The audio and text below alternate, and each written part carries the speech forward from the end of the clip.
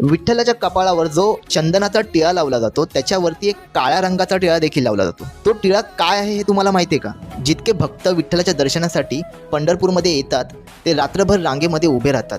त्यावर विठ्ठल भगवान असं म्हणतात की मी लोकांच्या दर्शनासाठी इथे उभा आहे, मी त्यांची प्रतीक्षा करतोय, पण ते लोक माझी प्रतीक्षा करतात हे मला अजिबात स्वीकार नाही आहे। आता काही करू शकत नाही, लाखो भक्त येतात, त्यांना रांगेत उभं राहून प्रतीक्षा करावीच लागणार। म्हणून पंढरीचा राजा ज्या भक्तांना रांगेत उभं राहून प्रतीक्षा करावी लागते तो अपराध नष्ट करण्यासाठी पंढरपूरच्या मंदिरामध्ये रात्री झाडू मारला जातो आणि जिथे जिथे भक्त उभे असतात तिथली माती जमा केली जाते आणि ती चाळली जाते।